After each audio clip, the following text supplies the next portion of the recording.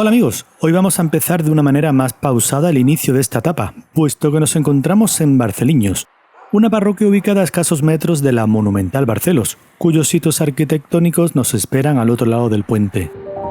Un puente que mandó a construir el conde de Barcelos, Pedro Afonso, en el año 1325, aunque posteriormente sufrió reconstrucciones entre los siglos XVII y XIX.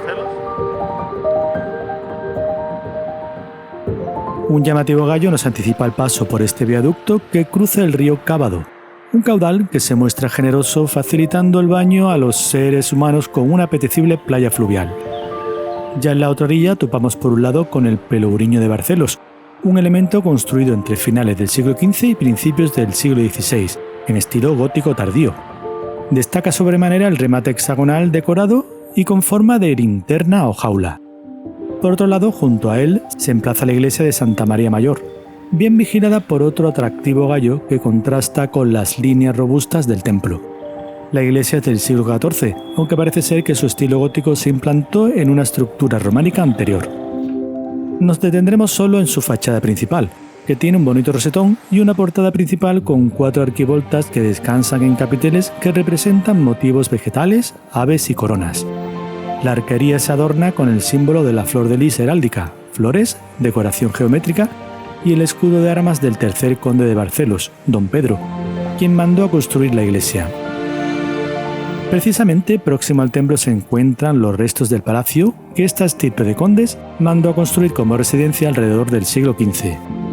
En este caso fue el octavo conde, don Afonso, quien empezó a habitarlo. Y así un conde tras otro hasta que en el siglo XVII empezó el palacio a deteriorarse y en el siglo XVIII, con el terremoto de Lisboa, su estructura quedó inhabitable. Lo que antaño fue un edificio gótico con aspecto de palacio-fortaleza, que realzaba la riqueza y poder de estos nobles, hoy se aprovecha como museo con ruinosas pero no menos atractivas estancias que exponen piezas medievales tales como blasones, sarcófagos, fuentes, escudos heráldicos o cruceros, entre otros elementos.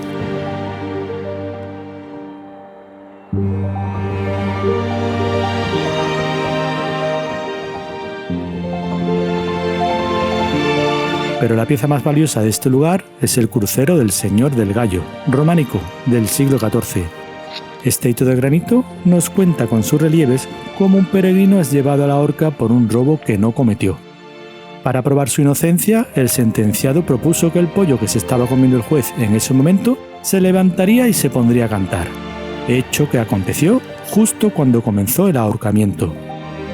Al parecer, el peregrino salvó su cuello gracias a un milagroso nudo mal hecho, y desde entonces los gallos adquieren gran importancia en Barcelos y en toda Portugal. Desde la privilegiada situación del Palacio de los Condes, echamos un último vistazo al río Cábado, compartido por Barcelos y Barceliños, y al que también mira la estatua homenaje del reconocido misionero y obispo de Oporto Antonio Barroso.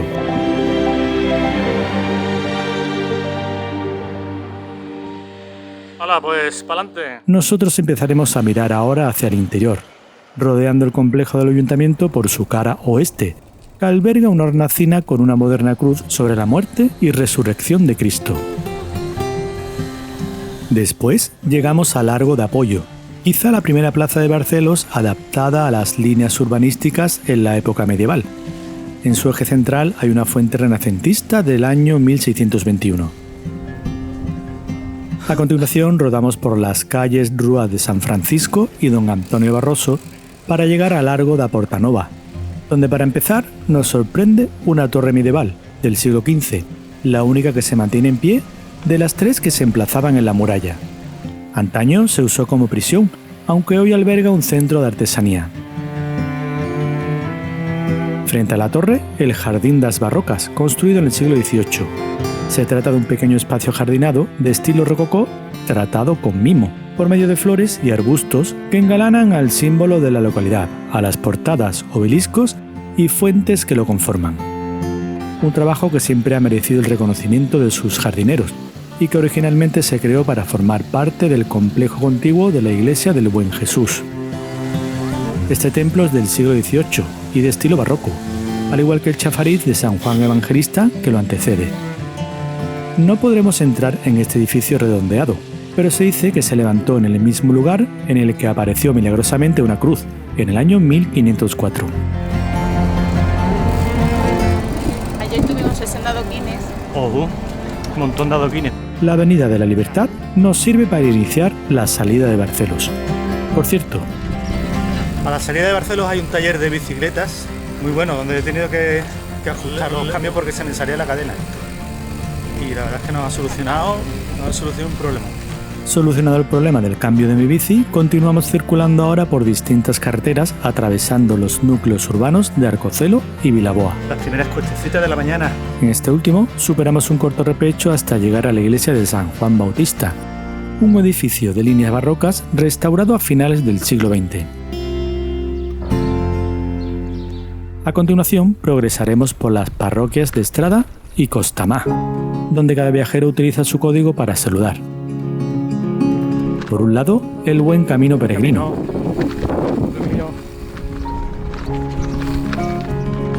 Y por otro lado, el claxon del veloz maquinista del tren.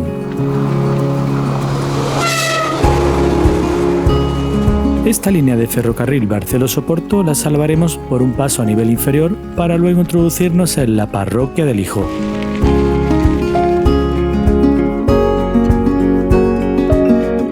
Aquí, adoquines y maizales nos conducirán a dos capillas de interés.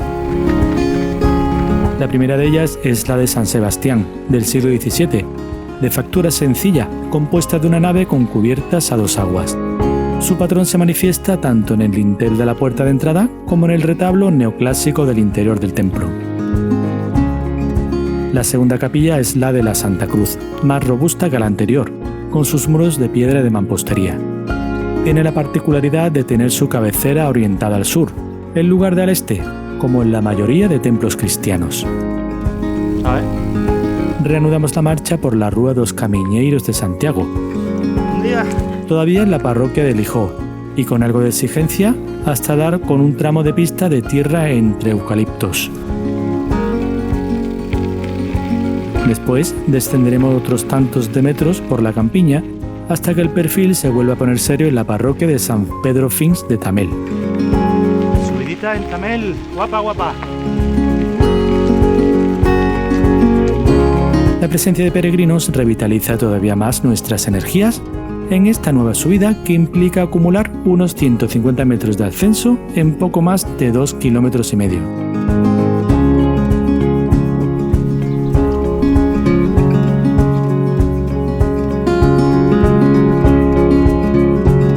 Estos perfiles empinados, La última trechito, ya lo tenemos. al final suponen pequeños retos que nos reconfortan Que no se diga. cuando conseguimos superarlos. Venga.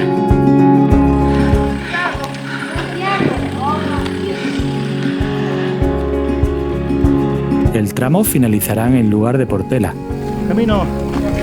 que nos recibe con el crucero da Señora da Portela y la capilla de Nuestra Señora del Rosario, ambos sitios del siglo XVII.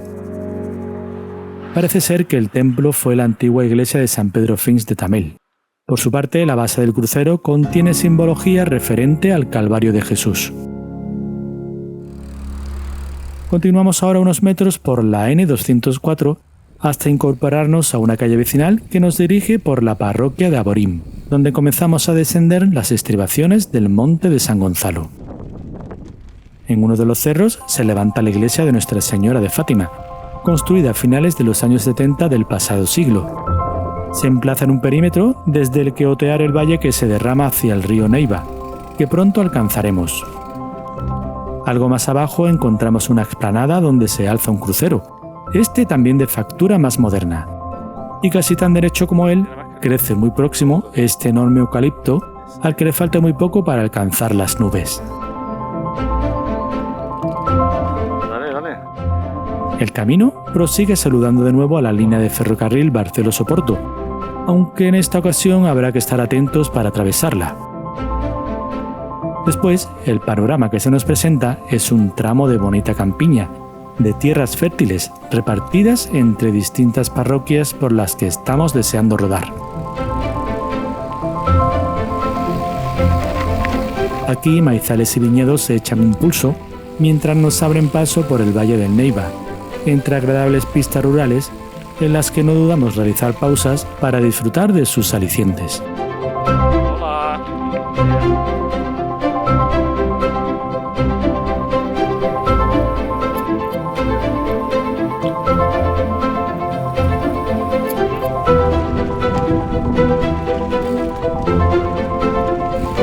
No tardaremos mucho en rodar de nuevo por el asfalto para pasar de la freguesía de Aborín a la de Aguiar. Y desde aquí, tomar una pista adoquinada entre pinos y eucaliptos que vuelva a conectarnos a las tierras de labor, muy cerca ya del río Neiva. Este caudal nos sorprende mientras transitamos una calzada de piedra que forma parte de un hito de gran interés monumental, el Ponte das Táboas.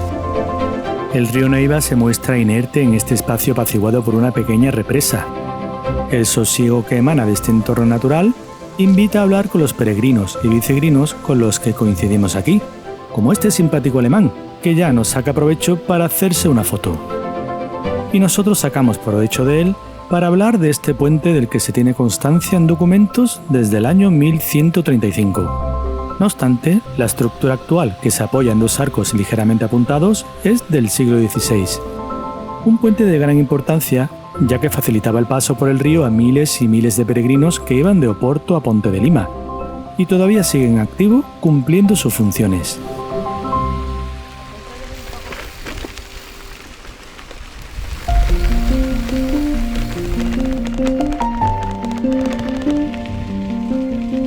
Buen camino. Tras el Ponte das Táboas entramos en la parroquia de Balugáis y callejeamos por su localidad homónima, que nos presenta un urbanismo compuesto por buenas fincas residenciales, cada una con su parcela dedicada al cultivo deseado. Atravesamos este núcleo urbano en sentido ascendente hasta llegar a su iglesia de San Martiño de Balugáis, lugar en el que podremos habituallarnos de agua. El templo, restaurado en el año 2009, fue consagrado en el siglo XI por el obispo Don Pedro. En su estilo románico inicial, el campanario estaba exento del edificio, por lo que posteriormente se le añadió una pequeña espadaña. Su portada se protege con acierto mediante un pórtico, lo que ha permitido conservar la decoración de la arcada e impostas, compuestas por flores, ajedrezado y figuras geométricas enlazadas. La iglesia dio cobijo antaño a los peregrinos que iban hacia Santiago. Una talla del apóstol colocada en el retablo neoclásico así lo manifiesta. El templo ha sufrido reformas a lo largo de los siglos y hasta 1927 fue la iglesia principal de la parroquia, pero debido a su reducido tamaño, este reconocimiento pasó a la iglesia de Nuestra Señora de Aparecida. El lugar en el que se ubica invita al regocijo, con vistas al valle por el que discurre el río Neboiño, afluente del Neiva. Abandonamos Balugáis por una pista emboscada, por la que también pasamos del distrito de Braga al de Viana do Castelo. Lecho y castaños también, parecen. Por estas latitudes nos asaltan ciertas dudas. Bueno, estamos barajando la opción de comer en Ponte de Lima, pero son 35, ¿no? No sabemos si vamos allá. Está complicado porque se a la hora de comer encima, pero bueno. En realidad nos restan unos 16 kilómetros hasta Ponte de Lima, de los cuales los 6 primeros son de tendencia ascendente. Las señales jacobeas nos irán dirigiendo por pistas paralelas al curso del río Neboiño, remontando sus fértiles vegas con cultivos ya familiares que no dejan de repetirse.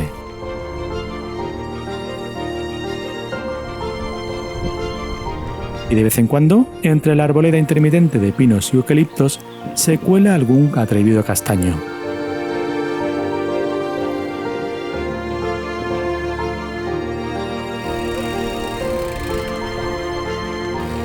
Tras dejar atrás la parroquia de Pollares, entramos en la de Vitorino dos Piaes, donde los viñedos parecen ganar terreno en un perfil que se accidenta un poco más. De hecho, hay pequeños repechos que nos pillan por sorpresa, como el que hay a la altura del alojamiento Estábulo de Abaliñas.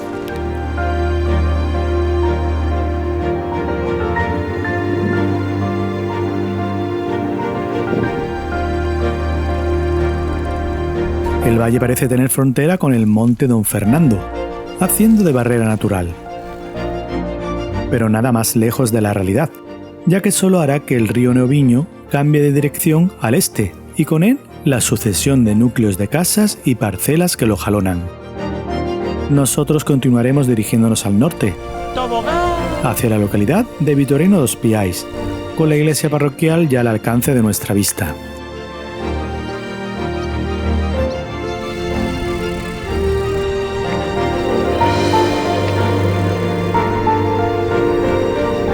Del patrimonio de esta urbe destacamos el crucero y la iglesia de Santo André a la que precede. Del templo se sabe muy poco, aunque en el año 1220 el lugar ya contaba con una iglesia. Tras este templo nos resta un último y exigente tramo de subida, más la incertidumbre de encontrar un lugar donde almorzar. El problema que estamos encontrando en esta etapa, lugar para comer.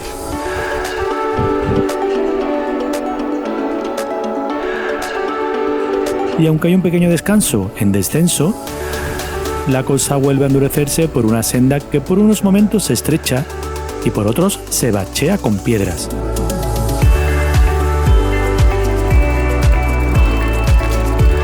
Afortunadamente es un corto trecho y pronto comenzaremos a disfrutar de la tendencia descendente hacia la depresión que conforma el paso del río Lima. ¡Buen camino! Aquí alternaremos pistas de tierra y adoquinadas con otras de asfalto por un entorno en el que el viñedo ya es el gran protagonista del cultivo de la zona.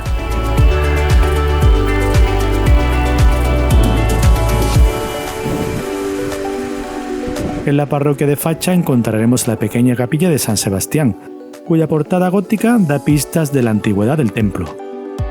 Próximo a él hay un bonito nicho del año 1840 con azulejos más recientes donde aparece el apóstol Santiago como peregrino. Sin duda, una buena referencia para saber que seguimos el camino correcto. Seguimos navegando entre la marea de viñedos, aunque la calzada de piedra a veces nos hace sentir en aguas revueltas. Pero bueno, el bonito entorno compensa y además la calma chicha del asfalto viene en ocasiones al rescate para relajar las nalgas. De la parroquia de Facha pasamos a la de Seara, donde nos recibe un agradable peregrino de granito. Qué alegría, ¿eh? Siempre sonriendo.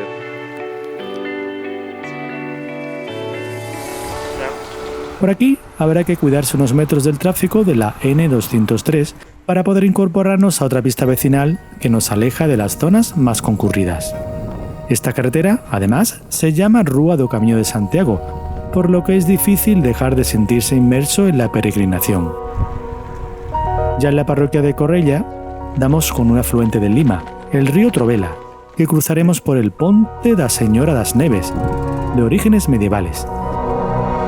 El puente se levanta sobre un arco de medio punto ligeramente apuntado y se integra en un sugestivo entorno con un parque en el que echar un buen rato. Al otro lado del puente se encuentra la capilla de Nuestra Señora de las Nieves, de fábrica de piedra de mampostería, y expone en su entrada un púlpito perteneciente a una antigua iglesia. En el interior, un pequeño retablo neoclásico alberga la imagen de la Virgen a la que se dedica el templo. Desde aquí, tan solo nos restan 2 kilómetros de agradables y fértiles vegas hasta llegar a Ponte de Lima.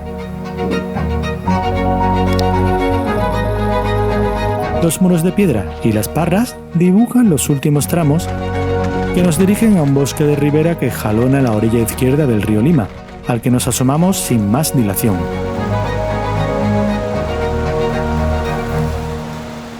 El caudal nos recibe con su azud o barrera de contención hecha a base de piedra con la que mantener el nivel del agua del río. No vendría mal. Mirando un poco más al norte vemos el contraste de dos puentes separados por siglos de construcción, uno medieval y otro moderno. Este último se construyó en 1973 y lleva el mismo nombre que la iglesia que encontramos a continuación, Nuestra Señora de Guía, datada en el año 1630.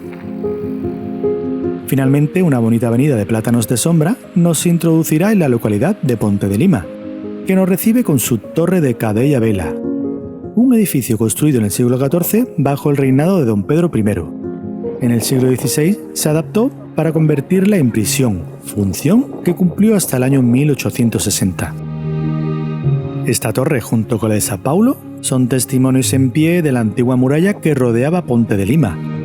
La torre de Sao Paulo también es del siglo XIV y conserva igualmente sus almenas. En el muro oeste expone un mosaico de azulejos del autor Jorge Colazzo, el mismo que revistió la estación de tren São Bento de Oporto. Aquí por fin encontramos un hueco entre la multitud de turistas para darnos un merecido almuerzo. Y como no tenemos mucho tiempo para callejear, damos un vistazo rápido a la urbe desde la orilla del río, donde vemos parte de la iglesia mayor del siglo XV, algo de las murallas y una de las torres. Todo ello integrado en unos edificios de arquitectura rústica que intentan no romper demasiado ese halo medieval. Desde el río tampoco se pierde la perspectiva histórica, más que nada por su bien conservado puente, que en realidad son dos, uno romano y otro medieval. El primero de ellos está en la orilla opuesta, en el lecho seco del río, y pudo ser construido en el siglo I después de Cristo por órdenes del emperador Augusto para que formara parte de la Vía Romana 19. Con el tiempo el curso del río cambió, lo que hizo necesaria la construcción del puente medieval. Probablemente se edificó en el siglo XIV y consta de 15 arcos apuntados.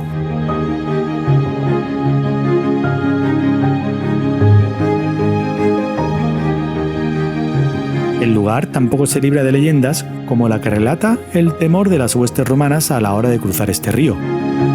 Cuando llegaron aquí, creían que este curso de agua, al ser tan bello, era un río mitológico que te hacía perder la memoria si lo cruzabas. Al ver la situación, el comandante de las tropas, Decius Junius Brutus, cruzó con su caballo a la otra orilla, y una vez allí, empezó a llamar a cada soldado por su nombre para demostrar que no había perdido la memoria.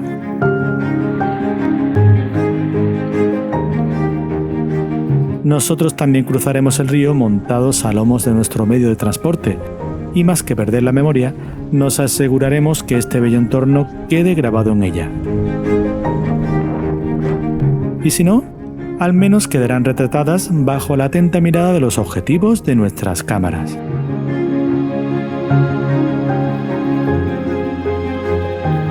En la otra orilla nos espera la iglesia de Santo Antonio da Torrevela, un edificio construido en el siglo XVIII en estilo barroco tardío. En el siglo XIX se reformó, reconstruyendo la torre con un peculiar remate bulboso y esas gárgolas saliendo en exceso de cada esquina. Frente al templo encontramos un templete también dedicado a Santo Antonio y una figura homenajeando al apóstol Santiago que nos desea buen camino.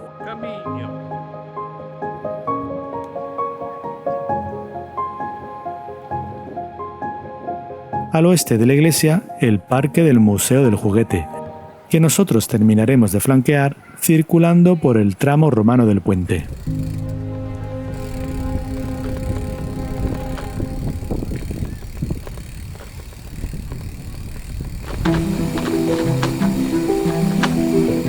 Con esto finalizamos la visita a Ponte de Lima y callejeamos unos metros para salir de la urbe y alejarnos del río. Pero nos acercaremos a otro que vamos a remontar en esta parte final de la etapa. Nos referimos al río La Bruja, que pasa muy cerca de aquí. Quizá por eso han colocado esta pasarela de piedra en este camino, para cuando el caudal lo anegue.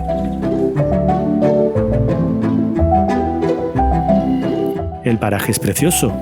De estar jalonados por muros y viñedos, pasamos a tierra de pastos, aunque pocos metros después se interrumpe por la peligrosa N202.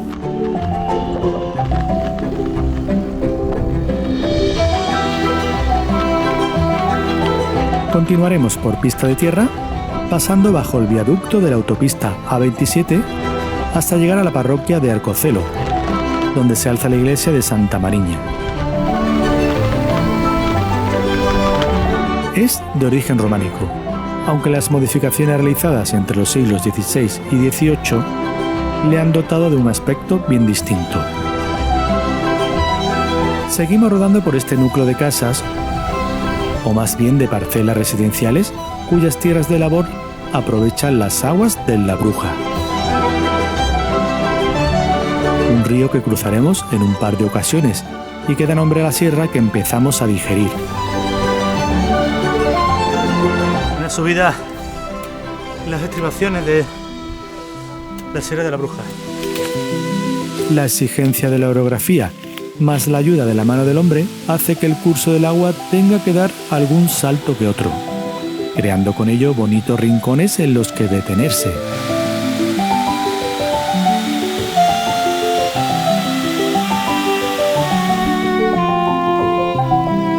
El camino avanza y el accidentado terreno hace que poco a poco vayan disminuyendo los cultivos y los núcleos de casas, dando espacio a zonas más verticales y boscosas.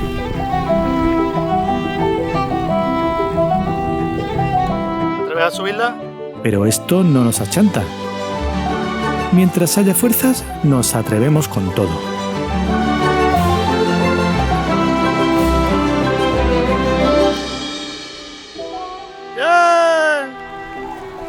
Bueno, con todo no, tampoco vamos a reventarnos.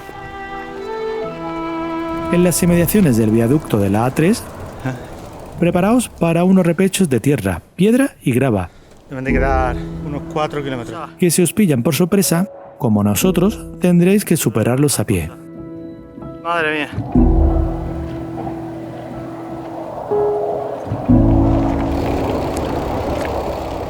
Después nos dejamos caer por un bosque de pinares hasta que el perfil vuelva a empinarse en la parroquia de Cepoes.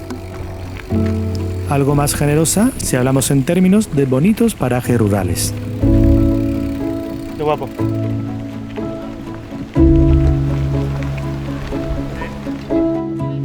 Y si hablamos de parajes naturales tampoco se queda atrás. El río La Bruja vuelve a abrirse paso entre los obstáculos naturales y aquellos hechos por la mano del hombre. Y además nos regala una coqueta y recóndita playa fluvial. Parece de esos sitios que solo conocen unos pocos privilegiados.